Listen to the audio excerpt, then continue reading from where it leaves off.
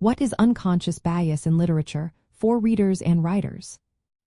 Imagine reading a story and feeling an instant connection or maybe a quick judgment about a character without even realizing why.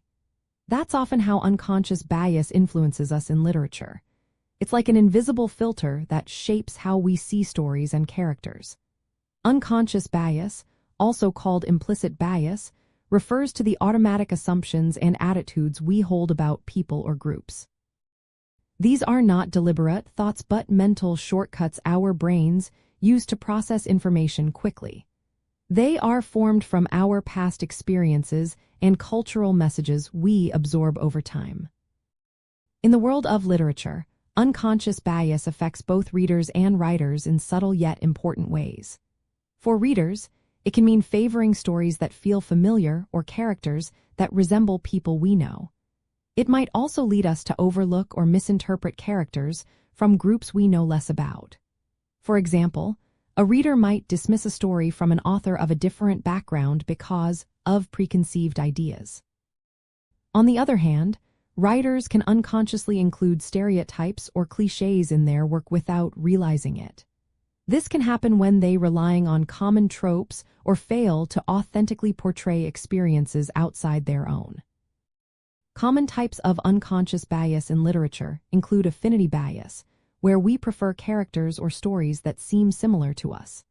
Confirmation bias makes us remember details that support our pre-existing beliefs.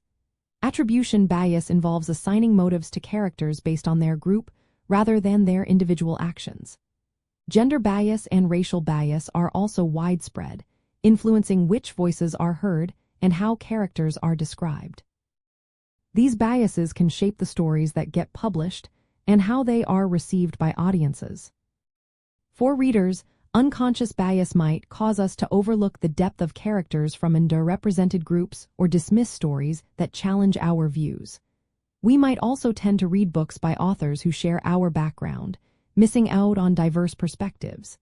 This limits the variety of stories we experience and discuss.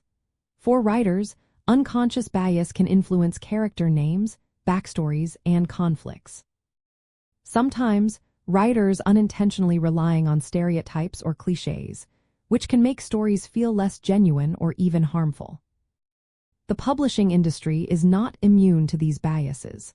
Editors and agents might favor manuscripts that fit the dominant cultural narrative, making it harder for diverse voices to be heard. This can create a cycle where certain stories and authors are promoted while others are pushed aside. Recognizing unconscious bias is the first step toward change.